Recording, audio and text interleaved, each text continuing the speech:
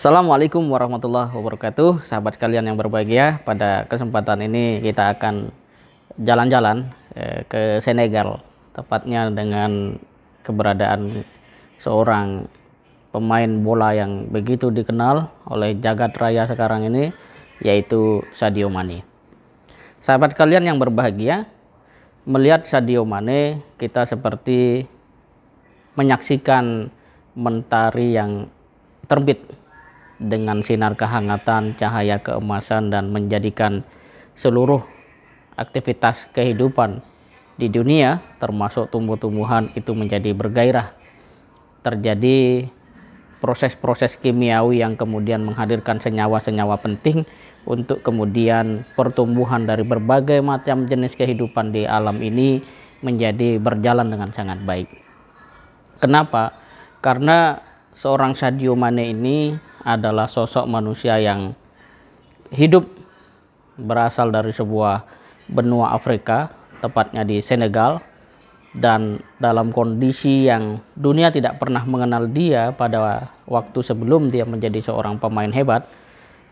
Dia menjadi orang yang terus mengasah kemampuannya, dan tentu saja itu berangkat dari sebuah pertarungan antara harapan dan keputusasaan di tengah segala macam keterbatasan. Tapi pada akhirnya dunia ini memang memberikan lembaran-lembaran sejarah bagi orang-orang yang mau berpikir tentang hadirnya sosok-sosok yang mampu keluar dari zonasi yang umumnya orang memandang secara negatif, kemudian dia putus asa.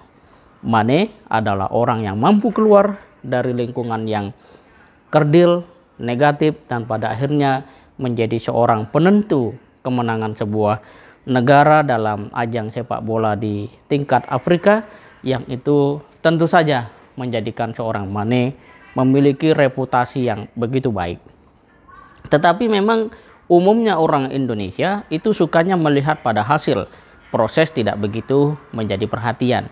Padahal sebuah hasil adalah buah dari proses yang diiringi dengan ikhtiar dan doa yang tiada henti.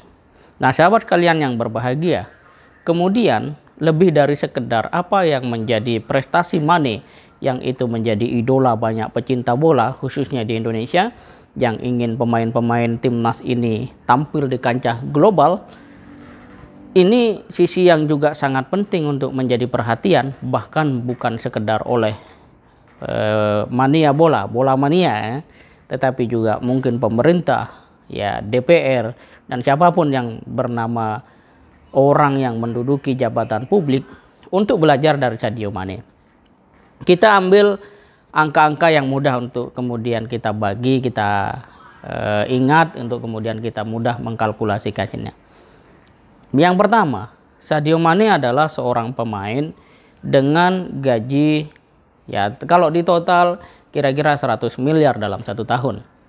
Dan dalam gaji yang dia terima sebesar 100 miliar itu, katakanlah 5 miliar, tepatnya 4,8 5 miliar itu disumbangkan untuk membangun sekolah.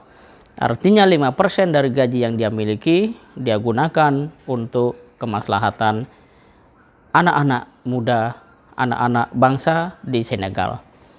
Kalau kemudian ini kita tarik spirit seorang Sadio Mane ini ke dalam kehidupan berbangsa dan bernegara di Indonesia, maka sangat mungkin Indonesia akan terlepas atau bahkan mentas dari berbagai macam persoalan. Kenapa? Kalau setiap orang, terutama para pejabat yang kemudian dengan gaji besarnya itu peduli kepada sesama, kemudian menjadi contoh di dalam kepedulian seperti Sadio Mane itu, maka akan banyak sekali dana berputar yang memberikan dorongan perubahan bagi masyarakat-masyarakat yang membutuhkan. Apalagi di Indonesia kita bertemu dengan yang namanya daerah-daerah pedalaman, daerah-daerah minus, kekeringan, dan sebagainya yang sampai hari ini sebenarnya belum banyak sentuhan ataupun jalan keluar dan solusi yang dihadirkan oleh pemerintah. Pertanyaannya adalah apakah kekurangan dana? Saya pikir seorang Sadio Mane itu bisa membangun sekolah, membangun masjid termasuk rumah sakit bukan semata-mata karena gajinya besar, tapi karena memang kesadarannya tumbuh. Ya, kesadarannya untuk memberikan manfaat bagi kehidupan itu tumbuh. Nah, Sadio Mane penting menjadi sebuah figur bagi pejabat-pejabat kita, orang-orang kaya, para profesional untuk menjadikan hasil keringatnya yang begitu besar, sebagian ya kalau mau ikut Mane 5% digunakan untuk kepentingan umum. Kalau cara berpikir seperti ini hadir di dalam ruang-ruang politik, ruang-ruang hukum, ruang-ruang ekonomi, ruang-ruang sosial, maka insya Allah Indonesia akan menjadi negara yang memiliki kekuatan besar. Apalagi dunia sudah mencatat bahwa Indonesia adalah negara paling dermawan di dunia. Nah, pertanyaannya adalah bagaimana kita muncul menjadi seorang sosok Sadio Mane.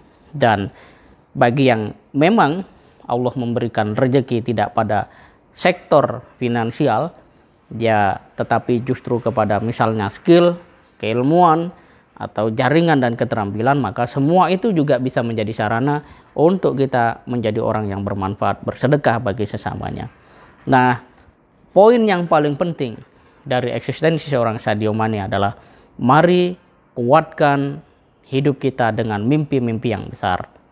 Jangan pernah jadikan keterbatasan, lingkungan yang seakan-akan tidak mendukung atau tidak kondusif sebagai sebuah legitimasi bahwa kita tidak layak untuk menjadi orang yang berhasil di masa yang akan datang. Sahabat sekalian yang berbahagia, dunia ini diciptakan oleh Allah dan manusia itu adalah hamba Allah.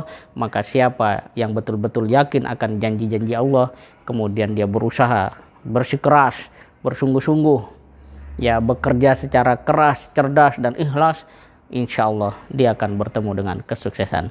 Jika Sadio Mane mampu, apa yang menghalangi kita untuk tidak berhasil? Pada bidang apapun, mari berlatih dengan sungguh-sungguh menjadi orang yang sangat expert, profesional. Kemudian dengan itu, dengan kekuatan kita miliki, kita hadirkan perubahan dengan apa yang bisa kita bagikan kepada sesama. Semoga bermanfaat. Assalamualaikum warahmatullahi wabarakatuh.